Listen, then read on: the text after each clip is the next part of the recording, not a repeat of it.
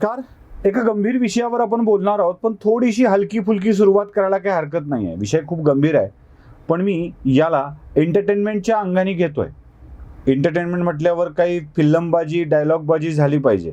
एक दोन डायलॉग आहेत छोटी छोटी, ऐकून घ्या, मग पुढे सरकूया. हमारी अब बदला लेने की परंपरा है. चुप. बाप का, दादा का, भाई का, सबका बदला लेकर या दोन डायलॉग नंतर आपल्या लक्षात येतं कि कुछ ना कुछ तो बदले वाली बात यहाँ पे हो रही है. बदला घेणे, पापा का, मम्मी का, सबका बदला लेगा तेरा फैजल. आणि यांचं कल्चरच बदल्याचं आहे. त्यामुळं बदला प्रत्येकाचा गिनगिन के घेतला जाईल.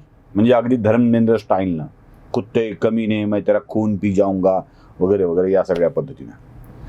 हा डायलॉग आठवण्याचं कारण असं आहे की परवा शरद पवारांनी नागपूरमध्ये विदर्भाच्या दौऱ्यावर असताना एक भाषण केलं आणि त्या भाषणात असाच बदला घेण्याची भाषा केली, वसुली करण्याची भाषा केली. बघा, म्हणजे जे मनात असतं, जे आत साठलेलं असतं ते ओठावर येत असतं. म्हणजे भावना बदल्याची आहे आणि शब्द वसुलीचे आहेत.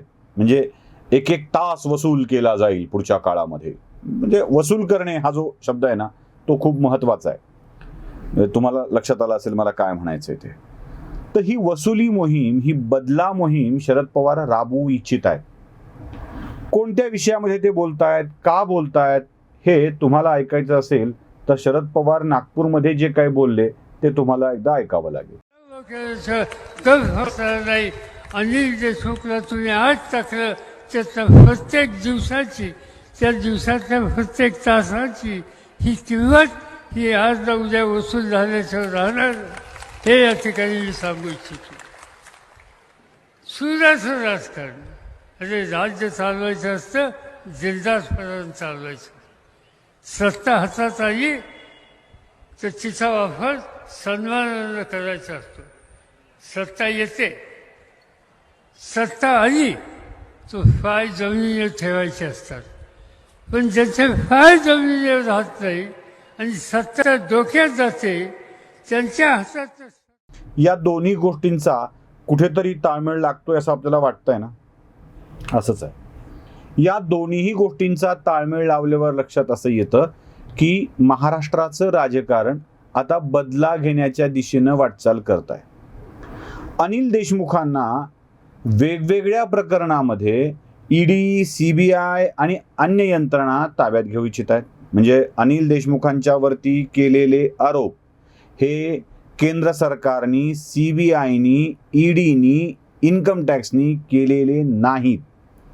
अनिल देशमुखांच्या वरती केलेले आरोप हे पोलीस दलातूनच झालेले आहेत, जे त्यांच्या अंकित होते. अनिल देशमुखांच्या बाबतीत बदल्या आणि सगळ्या संबंधीचा जो विषय येतोय तो पोलिसांच्या तपासातूनच पुढे आलेला आहे. आता या अनिल देशमुखांना कोठडी मिळालेली आहे ईडीची. आता हेच अनिल देशमुख ईडीच्या कोठडीत जेवढा काळ राहिले त्या प्रत्येक दिवसाचा आणि प्रत्येक तासाचा बदला घेण्याची भाषा शरद पवार करतायत. माझा या भाषेला आक्षेप असायचं कारण नाहीये. म्हणजे काय आक्षेप काय घ्यावा? म्हणजे एक दरोडेखोर दरोडा टाकायला जातो, हा दरोडेखोर आहे, दरोडा टाकायला जाणार. एक चोर चोरी करायला जातो, तो तसाच आहे, तो तीच कृती करणार, त्याला त्याची शिक्षा मिळाली पाहिजे. त्यामुळं शरद पवार बदला घेतो, वसूल करतो असं काही म्हणणार बसतील तर त्यावर आक्षेप घ्यायचं काही कारण नाहीये. त्यामुळं ते त्यांच्या मूळ स्वभावाप्रमाणे, बदला घेण्याच्या राजकारणाप्रमाणे, गेम करण्याच्या, खेळ करण्याचा जसा भुजबळांचा झाला होता, जसा आता अनिल देशमुखांचा होतो आहे, तसं ते त्यांच्या स्वभावाप्रमाणे बोललेले आहे.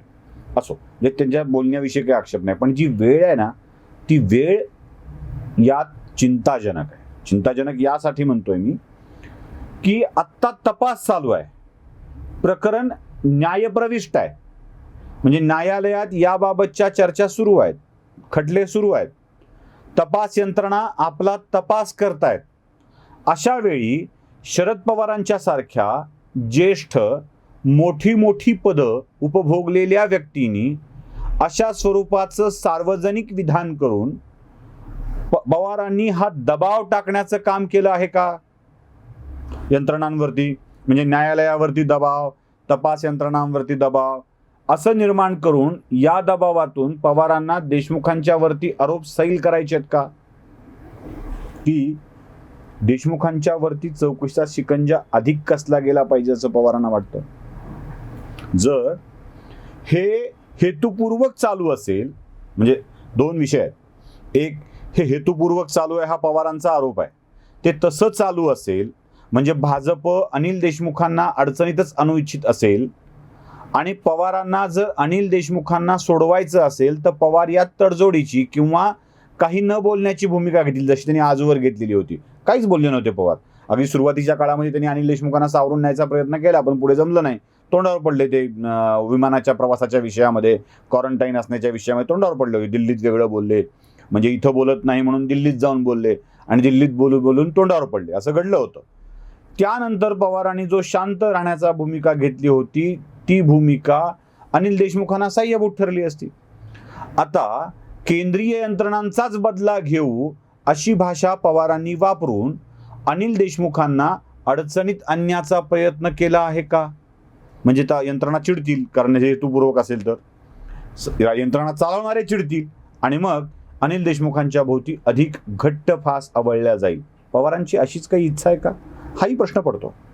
आणि पवारांसारख्या ज्येष्ठ नेत्यांनी, ज्यांनी मुख्यमंत्रीपद, संरक्षण मंत्रीपद, कृषी मंत्रीपद सांभाळलंय, त्यांना हे चांगल्या पद्धतीनं ठाऊक आहे की न्यायप्रविष्ट प्रकरणामध्ये आणि तपासात असलेल्या प्रकरणामध्ये अशा स्वरूपाचा वसूल करू, हे करू, ते करू ही भाषा ही धमकी वजा आणि दबाव टाकणारी समजली जाते. पवारांना इतकंही कळू नये का की अशा स्वरूपाची भाषा वापरायची नसते? पण काय करणार, बदला हे ज्यांचं कल्चर आहे, कॉर्पोरेट कल्चर अजिबात नाही आहे, त्यामुळं बदला या कल्चरवरतीच पवार बोलतील. यामुळं देशमुखांच्या अडचणीत वाढ होणार एवढं नक्की. आता राहिला प्रश्न पवार असं का बोलतायत याचा. का होत असावं असं, पवार का बोलत असावेत?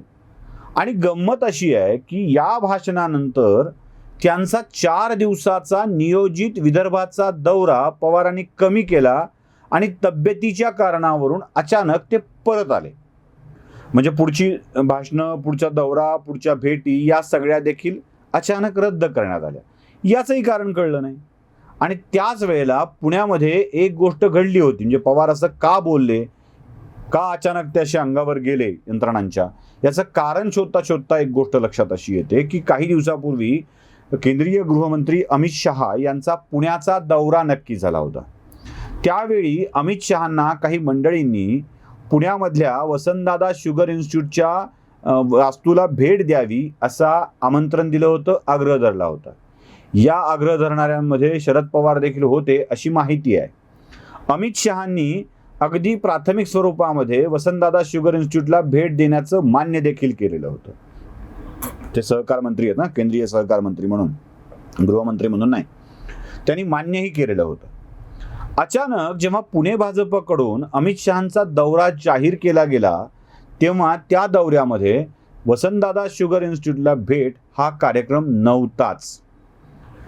अमित शहांनी आपल्याला नाकारलं आहे, आपलं निमंत्रण नाकारलं आहे, आपला दौरा नाकारला आहे, हे शरद पवारांच्या लक्षात आल्याबरोबर शरद पवार चिडले आणि याच चिडण्यातून ते बोलले की काय असाही प्रश्न पडल्याशिवाय राहत नाही.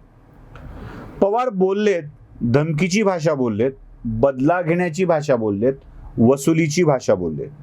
इतके दिवस शांत असणारे पवार अचानक बोलले ते बोलले असं काही बोलले की अडचणी वाढतील आणि त्यांचं कल्चर समोर येईल.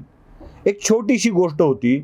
एका ब्राह्मण मूळ माणसाला मुलगा होत नव्हता, त्यानं देवाला नवस बोलला, देवा मला लेकरू होऊ दे, मी ते त्याची मुंज होईपर्यंत म्हणजे 7व्या वर्षापर्यंत त्याच्याशी संवाद साधणार नाही, त्याला बोलणार नाही. देवानं त्याचं ऐकलं आणि त्याच्या पदरी मूल दिलं. 7 वर्ष या माणसानं आपल्या मुलाशी संवाद साधला नाही. पहिला संवाद साधायचा होता तो कानात गायत्री मंत्र सांगण्याचा. त्यानं आपल्या मुलाला मांडीवर घेतलं. मुंजीच्या दिवशी कानात गायत्री मंत्र सांगण्यासाठी तो वाकला आणि तेवढ्यात मुलगा म्हणाला, बाबा बाबा मला एक गोष्ट तुम्हाला विचारायची आहे. आज माझं टकलं केलंय, तुमचं टकलं केलंय, आईचं कधी करायचंय? एवढ्या वर्षांनी पोरगं बोललं, तेही अभद्रच बोललं, वाईटच बोललं. शरद पवार मागच्या काही दिवसापासून शांत होते, अचानक बोलले, ती अडचण वाढवणारच बोलले. असं का घडलं की पवारांना हे बोलून देशमुखांची अडचण वाढावी वाटली? असं का घडलं? असं काय घडलं? तर अमित शहानी नाकारलेला दौरा हे त्याचं कारण असू शकतं, एवढंच या निमित्ताने वाटतं. व्हिडिओ आवडला असेल तर लाईक, शेअर आणि सबस्क्राईब नक्की करा. धन्यवाद.